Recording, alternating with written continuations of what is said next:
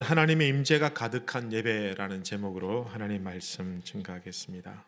제가 며칠 전에 제가 존경하는 어떤 목사님을 만났는데 그 목사님과 뭐 이런저런 이야기를 나누면서 그 목사님에게 굉장히 큰 고민이 하나 있다라는 것입니다. 그것이 무엇인가라고 들어보니 아들이 하나 있는데 30대 이제 막 들어선 아들인데 예전에는 참 신앙생활도 참 잘하고 또 반듯하고 이랬는데 이제 코로나 즈음에 뭐 예배를 잘 드리지 못하는 상황이 되니까 독립을 해서 학교 근처에서 이제 생활하면서 직장 생활하고 또 그 학원에서 이제 학원 강사로 일하면서 제법 실력도 있고 해서 굉장히 이렇게 수입이 좀 괜찮은 그런 어떤 강사 생활을 하는 겁니다. 그런데 점점 이제 예배를 잘 드리지 못하고 또 가족과 좀 떨어져 있다 보니까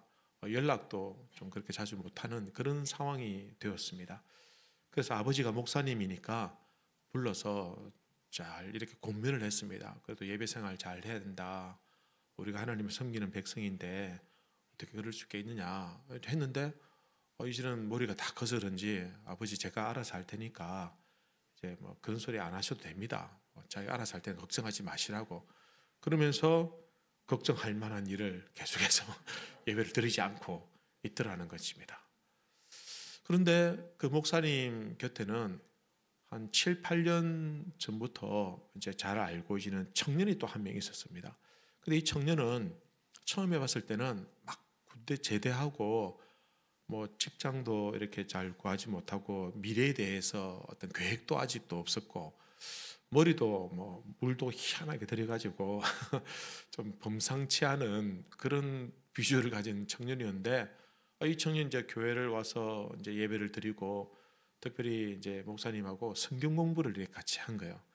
그런데 1년이 지나고 2년이 지나면서 이 친구가 자기가 어떻게 살아야 될지 무엇을 해야 될지에 대해서 생각을 하게 되고 또 그렇게 하면서 이제 직장을 구하는데 번듯한 직장을 못 구하다가 나중에 우연히 방과 후 그 축구 교실을 이렇게 하게 된 거예요. 근데 거기서 이제 학부모들에게 좋은 소문이 나서 학생들이 몰리고 학생들이 몰리는 만큼 자기가 좀 수입이 또 좋지 않습니까? 또 학원도 이렇게 열어서 점점 이렇게 좀 경제적으로 굉장히 이렇게 잘 살게 되는 그리고 또 그만큼 신앙생활도 아주 열심히 하고 그렇게 했었습니다. 그래서 이 목사님 볼 때 참 좀 자랑스럽고 좀 뿌듯한 그런 어떤 제자가 된 것입니다. 그래서 자기 아들과 이 청년을 비교해 볼 때 왜 이렇게 다를까? 가만히 보니까 결론은 함께하는 시간이 점점 소원해지고 줄어드니까 결국은 하나님의 품을 떠나게 되고 신앙생활도 멀리하게 되더라는 겁니다. 근데 이 청년은 혈육도 아닌데 어쨌든 같이 예배드리고 또 성경을 하면서 그렇게 몇 년 지나다 보니까 점점 함께하는 시간이 영적인 교제를 나누는 시간이 많아지니까 신앙적으로도 또 깊어지고 또 자기가 하나님 앞에서 복을 받는 그런 인생을 하나씩 이루어 가더라라는 것입니다.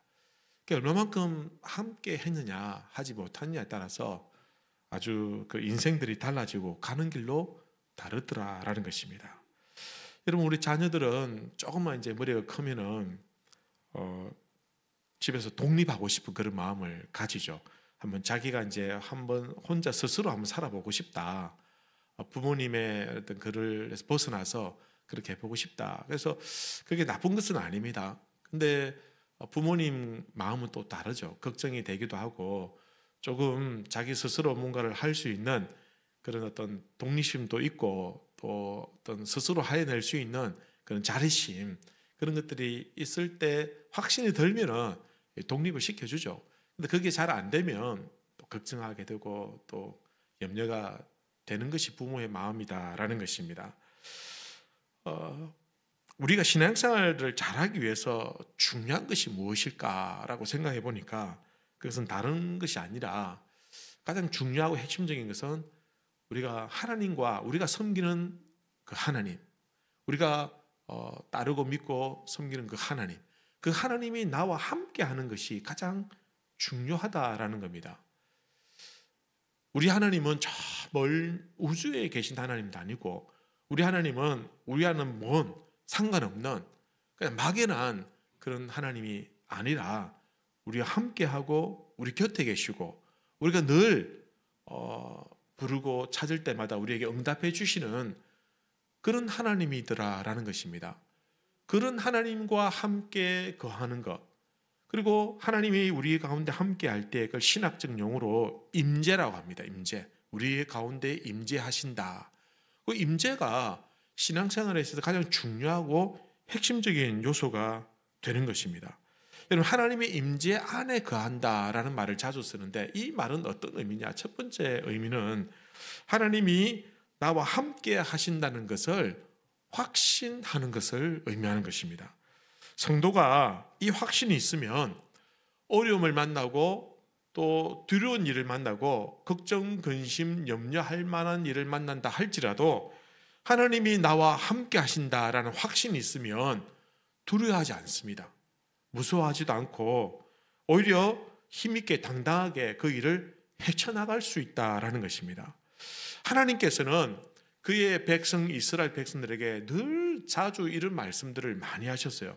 그래서 우리가 익히 잘 아는 좋아하는 말씀 중에 이사야 41장에 보면 두려워 말라, 하지 말라, 내가 너와 함께함이라, 놀라지 마라, 나는 내 하나님이 됨이라, 내가 너를 굳세게 하리라, 참으로 너를 도와주리라, 참으로 나의 의로운 오른손으로 너를 붙들리라.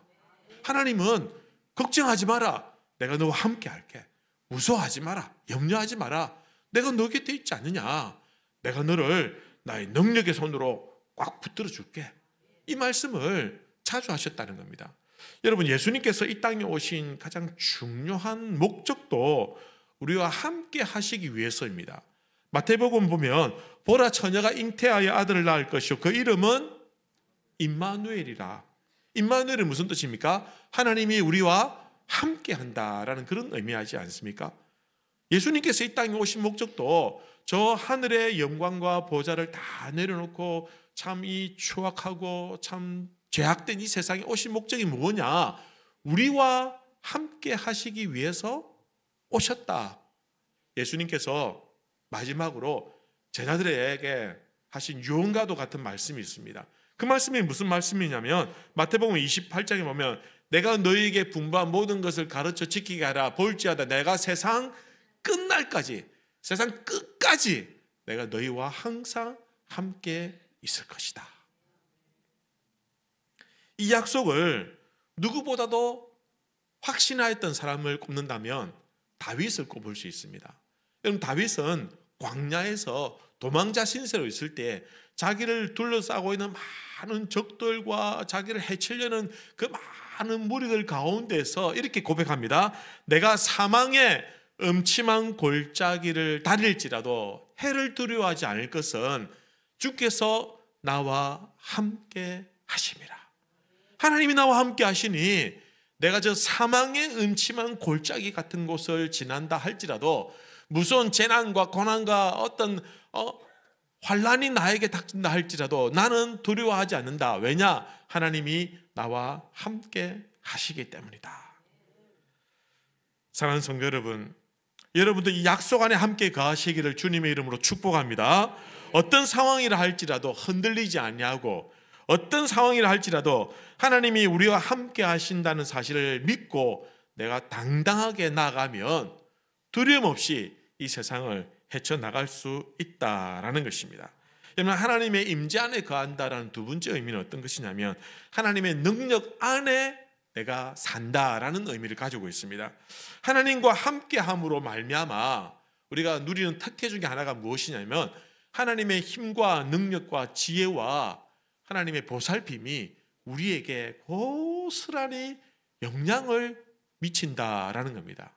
여러분, 우리 자녀들이 부모와 함께 있으면서 가장 덕보는 게 뭡니까? 부모의 힘, 부모의 능력, 부모의 그늘 아래에 있으면서 부모가 할 수 있는 그 영향력 아래에서 보호를 받을 수 있고 도움을 받을 수 있다라는 것 아니겠습니까? 하나님이 우리와 함께하는 이유도 바로 그것입니다. 내 힘과 내 능력으로는 안 되더라는 것이죠. 내보다도 더 힘 있는 사람, 더 능력 있는 사람, 더 잘난 사람, 더 똑똑한 사람 만나면 내가 기죽고 내가 무능하고 나는 아무것도 할 수 없지만, 그러니까 나에게는 하나님이 함께 계시니, 그 어느 누구보다도 능력 있고 위대하신 하나님이 함께 하시니, 그 하나님의 힘과 능력으로 내가 덕을 보고 그 하나님의 힘으로 능력으로 내가 살아갈 수 있으니 내가 그 어떤 일에도 두려워하지 않을 수 있다라는 것입니다. 여러분, 하나님께서 이스라엘 백성들과 함께 한다라는 의미에서 이스라엘 백성들은 어떤 정표를 가지고 있었습니다. 그것이 무엇이냐면 바로 언약궤, 법궤였습니다. 여러분, 법궤는 조그마한 것이지만 그러나 이 법궤는 하나님이 함께 한다라는 것을 상징적으로 보여주는 정표가 되었다라는 것입니다. 솔로몬이 이것을 잘 이해하고 있었어요. 그래서 솔로몬이 성전을 짓습니다. 어마어마하게, 지금은 뭐 그렇게 큰 건축물은 아니지만 그 당시에는 굉장히 큰, 그리고 많은 공을 들여서 많은 어떤 돈과 또 인력과 시간을 들여서 만든 그 성전을 다 짓고 난 다음에 그냥 가만히 있었던 것이 아니라 첫 번째 한 일이 뭐냐면 언약궤를 그 성전으로 옮겨오는 일을 가장 우선적으로 했습니다. 왜냐하면 이 언약궤는 하나님의 임재를 상징하는 것이기 때문에 이 성전에 하나님이 계셔야 되지 않습니까? 그래서 이 언약궤를 옮겨옴으로 하나님께서 이 성전에 임재하신다라는 것을 보여주고 그것을 증명하고 싶었다라는 것입니다. 아무리 성전을 잘 지어 놓아도 하나님이 그곳에 계시지 않으면 그건 아무런 의미가 없지 않느냐라는 것입니다. 그래서 그 성전에 언약궤를 모셔오는 일을 가장 먼저 했습니다. 오늘 말씀이 그 언약궤를 성전으로 옮겨오는 그 장면을 보여주고 있습니다. 오늘 우리가 이 말씀을 통해서 그러면 하나님의 임재, 하나님이 함께 하시는 것, 오늘 우리가 이렇게 예배를 드리는데 그럼 우리 가운데 하나님이 임재하시고 우리가 함께 하신다는 것은 어떤 의미며, 그럼 우리가 어떻게 예배를 드려야 하나님의 임재를 경험할 수 있을까라는 겁니다. 그 내용을 함께 말씀을 통해서 살펴보길 바랍니다. 첫 번째는 우리가 드리는 예배는 어떤 예배가 되었냐 하면 하나님의 임재가 넘치는 예배가 되어야 한다라는 것입니다. 여러분, 오늘 이스라엘 백성에게 언약궤가 중요한 것은 하나님의 임재를 상징하는 것이다 라고 말씀을 드렸습니다. 그래서 솔로몬은 모든 백성들이 다 보는 앞에서, 모든 백성들이 다 보는 상황에서 이 언약궤를 옮기는 일을 실행했습니다. 오늘 본문 2절 3절 보시면 이스라엘 모든 사람이 다 에다님 월 곧 7째 달 절기에 솔로몬 왕에게 모이고 이스라엘 장로들이 다 이름에 제사장들이 궤를 매니라. 궤를 맨다는 말은 이제 옮긴다는 뜻입니다.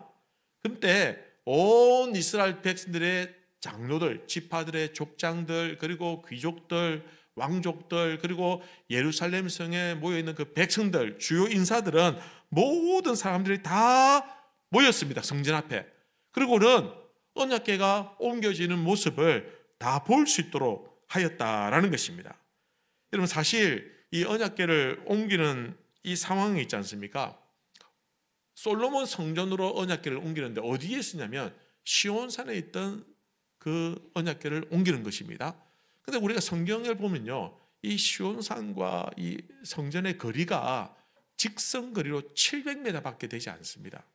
그렇게 멀지가 않아요. 그리고 많은 시간이 필요한 일도 아닙니다. 그런데 솔로몬은 이 언약궤를 옮기는 일을 그냥 간단하게 단순하게 끝내지 않고 어마어마하게 이 일을 크게 벌였습니다.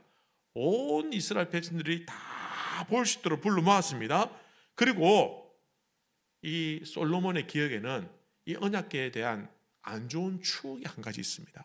뭐냐면 자기 아버지 다윗 때에 이 언약궤를 옮기는 그 일로 인해서 굉장히 큰 사건이 한 번 있었는데 그게 어떤 일이냐면 다윗도 이제 다른 곳에 있던 이 언약궤를 가져오려고 했습니다. 옮겨오는데 수레를 새를 딱 색을 만들어 가지고 잘 만들어 놓고 그 수레에 실어서 옮겨오려고 했습니다. 안전하게. 그런데 성경에 보면 언약궤는 수레에 실으면 안 되고 제사장들이 직접 어깨에 매도록 그렇게 율법에 정해져 있습니다. 근데 다윗이 그렇게 하지 않았어요. 그래서 옮겨다가 소가 갑자기 막 뛰는 바람에, 소가 원래 좀 온순한 동물 아닙니까? 근데 이 소가 뭘 봤는지 뭘 잘못 먹었는지 갑자기 널뛰어가지고 이 수레가 떨어질 위기에 처했을 때 이때 우사라는 사람이 당황해가지고 그 벗개를 만졌어요. 근데 우사가 그 자리에서 죽는 사건이 나타났어요. 여러분, 언약궤를 옮기는 일은 잔치하는 일이고 축제인데 그냥 막 초상집이 된 거예요. 왜 그랬을까요? 말씀대로 하지 않았기 때문에. 그리고 아무리 좋은 일이지만 하나님의 뜻대로 하지 않았기 때문에 그 사실을 솔로몬이 잘 알고 있었던 겁니다. 그래서 오늘은 그와 같은 실수를 하지 않도록 경건하게 하되 경솔하지 않도록, 그리고는 신중에 신중을 기해서 제사장들이 직접 언약궤를 어깨에 메고 옮기도록 만들었다라는 것입니다. 그리고 5절에 보면 솔로몬 왕과 그 앞에 모인 이스라엘 회중이 그와 함께 그 궤 앞에 있어 양과 소로 제사를 지냈으니 그 수가 많아 기록할 수도 없고 셀 수도 없었더라. 어마어마하게 많은 양과 소를 이 제사를 드릴 때에 번제물로 바치기 위해서 준비했다는데 도대체 몇 마리를 가져왔는지 얼마를 가져왔는지 그 수를 헤아릴 수 없을 정도로 많이 준비했다라는 것입니다. 여러분, 이 제사를 지내고 난 다음에 축제를 했을 것입니다. 축제를 할 때 그곳에 참여한 모든 백성들이 함께 이 희생 제물을 바치고 난 다음에 그것으로 서로 나누고 먹고 하는 일들을 하는 겁니다. 그게 축제니까. 그러니 수많은 백성들이 모여서 그들을 다 먹이려면 그만큼 많은 양과 소가 필요하다라는 계산이 나오는 것이죠. 근데 얼마나 많이 준비했는지 수를 헤아릴 수 없을 정도니 이 언약궤, 조그마한 언약궤를 옮기는 일, 시간도 많이 걸리지도 않는 일, 이 일에 얼마나 많은 공을 들이고 얼마나 많은 백성들이 동원되었는가라는 것을 우리가 충분히 짐작할 수 있다라는 것입니다. 이렇게까지 솔로몬이 언약궤를 옮기는 일을 중요하게 생각한 이유가 뭐냐? 하나님의 임재, 하나님의 영광이 이제는 이 성전에 가득하게 된다라는 것을 온 천하 백성들이 다 알도록 하기 위해서 이 일을 준비하고 실행했다라는 것입니다.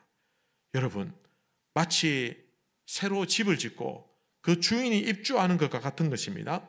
솔로몬은 모든 백성에게 이제 하나님께서 계신다는 것을 다 보여주는 것입니다.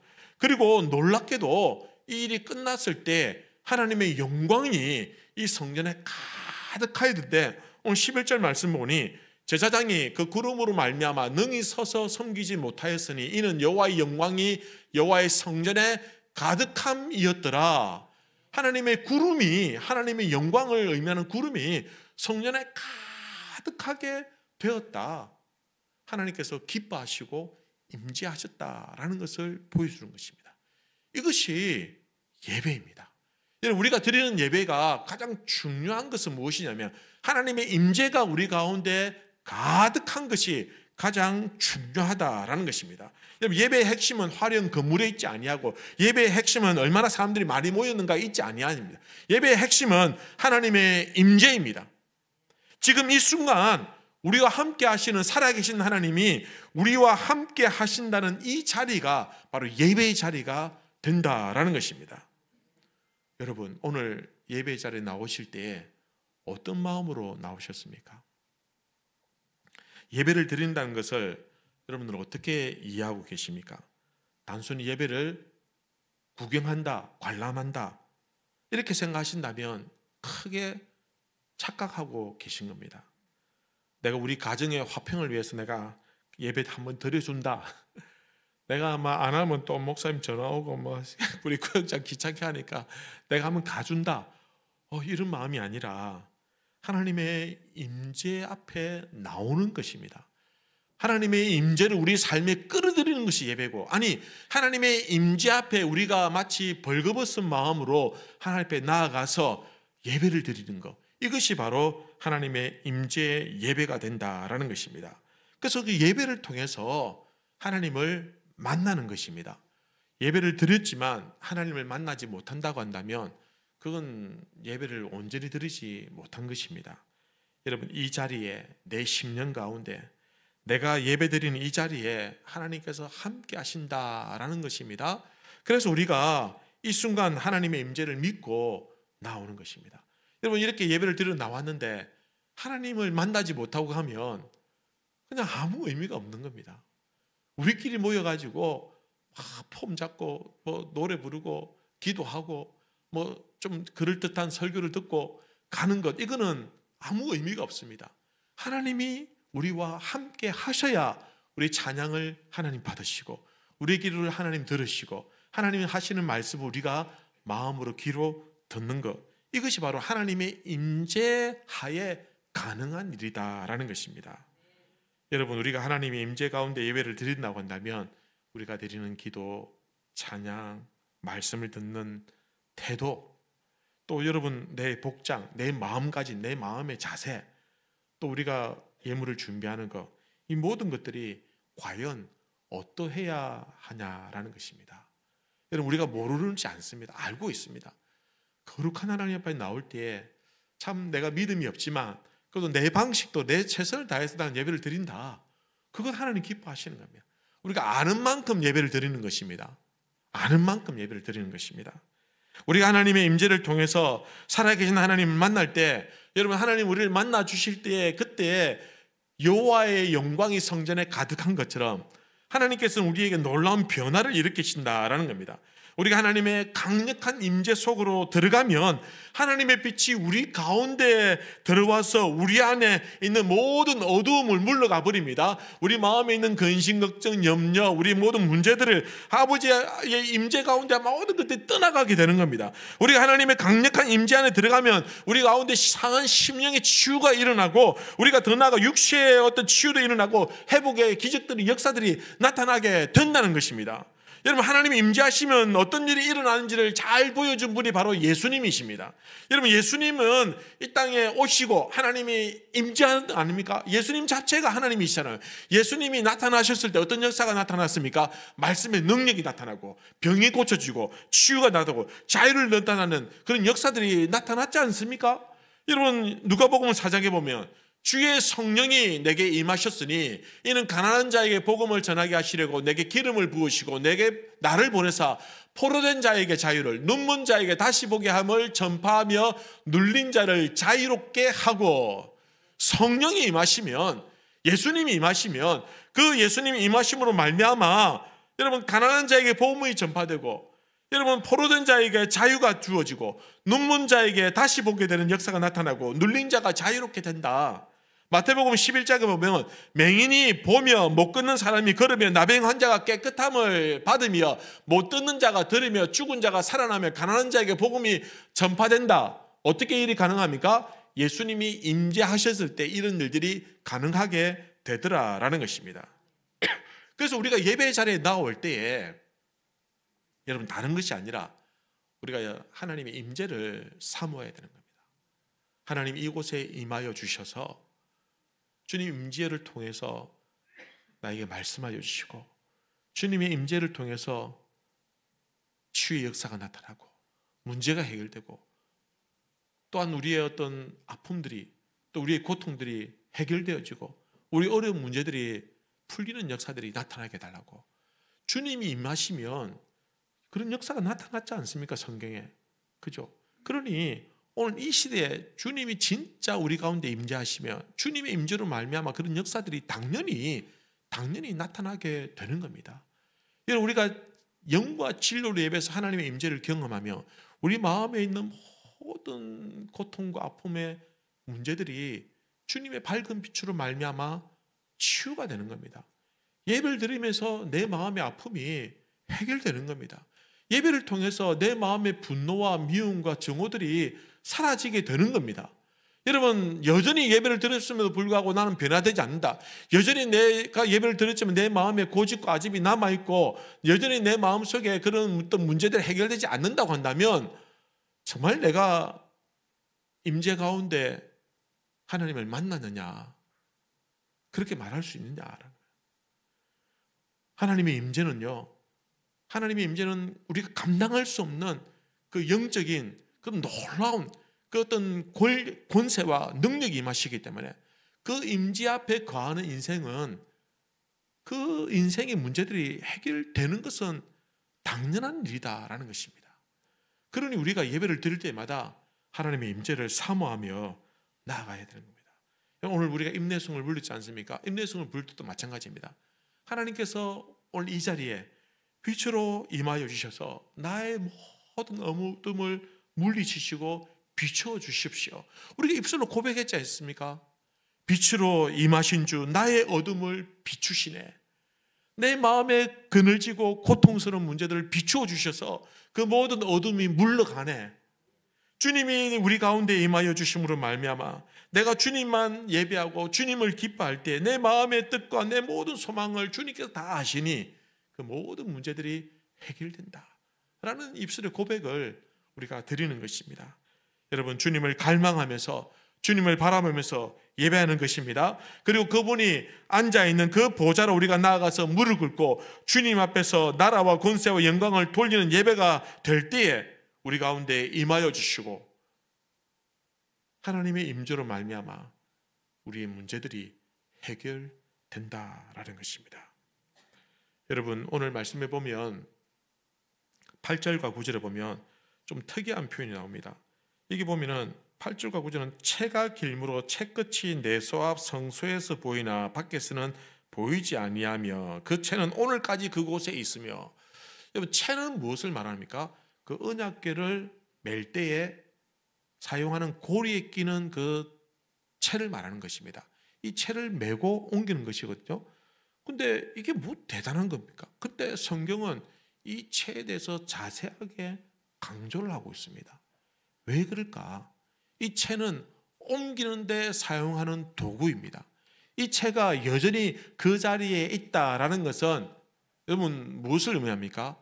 언제든지 이 언약궤는 옮겨질 수 있는 것이다.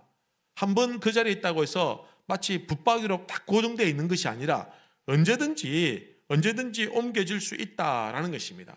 즉 하나님의 임재로 임재가 제한되지 않는다는 것입니다.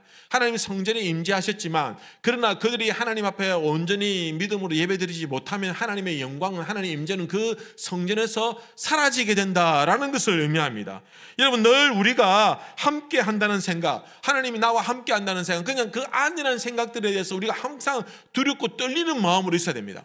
하나님 나와 함께 하신다, 그런 말을 자꾸 듣고 세뇌되어지면 내가 어떤 상황 가운데서도 하나님이 함께 하신다라고 착각할 수 있지만, 그러나 내가 하나님 말씀에 순종하지 아니하고 불순종하고 내가 하나님 뜻대로 살지 않을 때에 하나님의 영광이 이스라엘 가운데 떠났을 때 그들이 멸망 가운데 거할 수밖에 없었던 것처럼 오늘 우리가 이 시대에도 하나님의 임재 가운데 거하지만, 그러나 우리가 하나님 앞에서 온전히 말씀만으로 순종하지 못할 때, 온전히 예배하지 못할 때 언제든지 하나님의 임재는 사라질 수 있다는 것입니다. 여러분, 초대교회를 보십시오. 하나님의 예수님의 촛대가 옮겨질 것이다. 너희들이 말씀대로 순종하지 않냐고, 너희들이 그 말씀대로 온전히 복종하지 않을 때 촛대가 옮겨질 것이다. 그럼 두려운 말씀 아닙니까? 채가 여전히 있다라는 것입니다.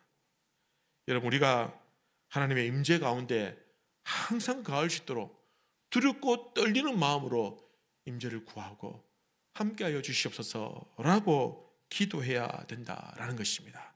여러분, 두 번째는 오직 하나님의 말씀이 남는 예배가 되어야 합니다.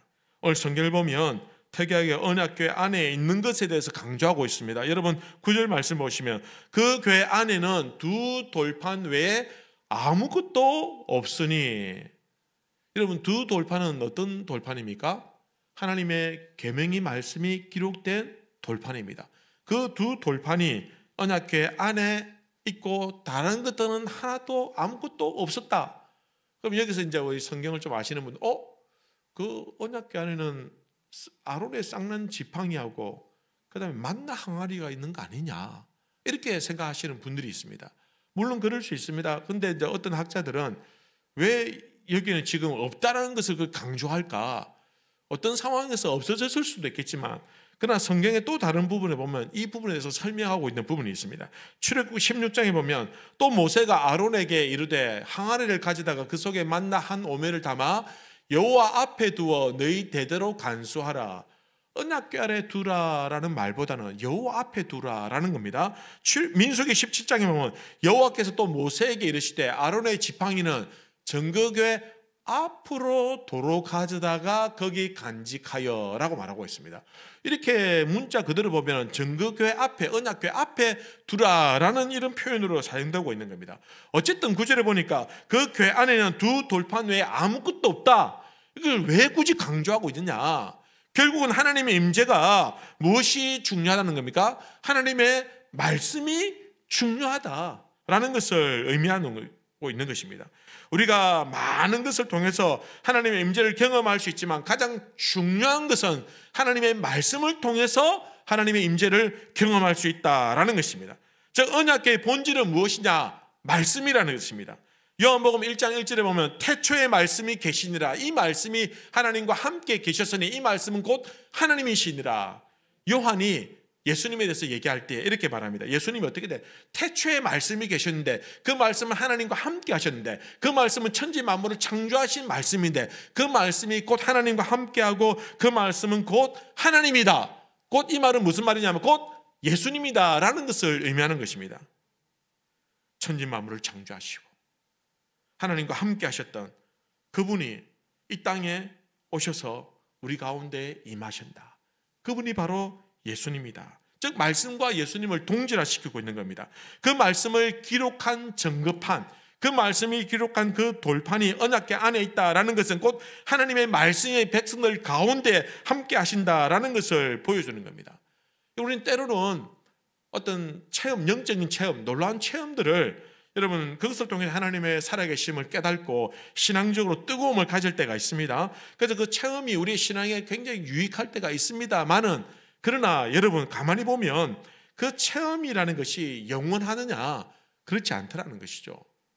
여러분 만나 항아리는 만나가 있지 않습니까? 그러니 그 만나는 어떤 겁니까? 하나님의 기적을 의미하는 겁니다. 하늘에서 만나가 내렸을 때 그것으로 이스라엘 백성들이 양식을 삼았던 겁니다. 그때는 굉장히 좋았던 것 같아요. 여러분 특별히 이스라엘 여자분들은 참 다른 건 몰라도 그거 하나는 좋았던 것 같아요. 아침에 밥도 안 해도 되고 그것만 먹으면 되니까 줄기차게 나 다른 거 먹고 싶다, 난 딴 거 먹고 나 이거 먹기 싫다 해도 만나밖에 없으니까 그냥 주는 대로 먹어야 되는 상황이거든요. 기적 아닙니까? 체험 아닙니까? 그리고 여러분 아론의 쌍난 지팡이 보십시오. 여러분 지팡이는 죽어 있는 나무인데 그 지팡이에 삭이 난다는 겁니다. 아론의 지팡이에. 여러분 제가 오늘 만약에 지팡이를 들고 와가지고 싹이 나라 이랬을 때 싹이 나면 어떻게 되겠습니까? 여러분들 와 하면 놀라지 않겠습니까? 이게 아마 가자동 일대에 소문이 날 것이고 다음에는 막 구름대 같이 많은 사람들이 몰려들 것입니다. 야 저기 목사님이 지팡이에 싹이 나게 만들었다.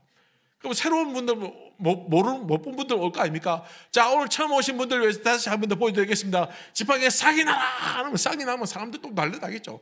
그 다음 이제 더 많은 사람들 오겠죠. 그럼 또 못 본 분들을 위해서 또 오늘도 한번 해보겠습니다. 이렇게 하면은 몇 번 하면 나중에 우리 교회 성도들 뭐라고 하겠습니까? 오늘 또 하나 이러면서 그만했으면 좋겠다. 여러분 체험이 중요하고 기적이 중요하지만 이것은 영원한 것은 아니더라는 겁니다. 하나님의 말씀이 영원한 줄로 믿습니다. 하나님의 말씀이 영원한 말씀이 그들 가운데 임재하고 있다라는 겁니다. 이사야 40장에 보면 풀은 마르고 꽃은 시드나 우리 하나님의 말씀은 영원히 서리라. 그래서 우리가 진정 붙잡아야 될 것이 무엇입니까? 기적이나 다른 것들이 아니라 꼭 붙들어야 될 것이 있다고 한다면 말씀을 붙들어야 한다. 오늘 여러분 예배를 통해서 하나님의 임재를 경험하고 여러분들 꼭 말씀 붙들고 나가시길 바랍니다. 약속의 말씀 하나는 가져가십시오. 여러분 가실 때 빈 마음으로 가지 마시고 꼭 하나님의 말씀 하나는 붙들고 가시길 바랍니다. 그 말씀을 붙들 때에 여호수아 1장 7절에 이렇게 말씀하고 있습니다. 오직 강하고 극히 담대하여 나의 종 모세가 내게 명령한 그 율법을 다 지켜 행하고 우로나 좌로나 치우치지 말라. 그리하면 어디로 가든지 형통하리라. 너희들이 하나님 말씀 붙들어라. 그러면은 너희들이 어디를 가든지 형통하게 될 것이다. 좌로나 우로나 치우치지 아니하고 말씀 붙든 인생은 형통한 길을 가게 될 것이다. 사랑하는 성도 여러분, 예배하는 삶은 말씀을 붙드는 삶이고 말씀을 붙들고 살면 어디를 가든지 형통할 줄로 믿으시길 바랍니다. 그래서 우리가 말씀에 집중해야 되는 겁니다. 약속을 받아가야 되는 겁니다. 이 약속의 말씀을 기억해야 되는 겁니다. 그리고는 우리의 가는 길이 평탄하고 형통하게 되기를 우리 주님의 이름으로 기원합니다. 오늘 다른 것이 아니라 오늘 하나님의 약속의 말씀을 붙드시기를 우리 주님의 이름으로 축복합니다. 그리고 그 약속의 말씀 붙들므로 여러분 가는 길이 형통하게 되기를 우리 주님의 이름으로 축복합니다. 여러분 우리가 영적 겨울나기 캠페인하고 있지 않습니까? 여러분 뭐 하자는 겁니까? 말씀을 읽자는 겁니다. 여러분 올겨울 여러분 말씀을 가까이 하시기 바랍니다. 성경 읽기표 다 하나씩 받으셨지 않습니까? 없는 분은 또 달라고 하십시오. 가져가가지고 여러분 성경 읽고 여러분 줄 한번 사선 쫙 끄면요 그 쾌감이 말할 수 없습니다. 여러분 그냥 줄 끄면 아무것도 아닌데 성경 읽고 줄 끄면은 그날 막 굉장히 기분이 끝내줍니다. 막 한번 끄보십시오. 여러분 에이 하고 확 끄보십시오. 말씀 읽고 여러분 내 마음이 풍요롭게 된다라는 것입니다. 여러분 오늘 올해 말씀을 가까이 하시는 우리 성도님들 되시길 바라요. 하나님께 집중하고 하나님 임재가 있을 때 주님이 임재하시는 그 자리, 그 영광의 자리는 모든 악한 것들이 물러가고 모든 문제들이 해결되고 모든 병든 것들이 고쳐진 역사들이 일어나게 되는 것입니다. 여러분 오늘 마지막 절 다시 한번 보실까요? 제사장이 그 구름으로 말미암아 능히 서서 섬기지 못하였나니 이는 여호와의 영광이 여호와의 성전에 가득함이었더라. 여호와의 영광이 여러분의 가정에, 직장에, 우리 교회와 이 나라 민족 위에 가득하게 되기를 우리 주님의 이름으로 기원합니다. 우리 시간 다 같이 한번 기도하십시다. 말씀을 생각하면서 한번 기도하십시다. 하나님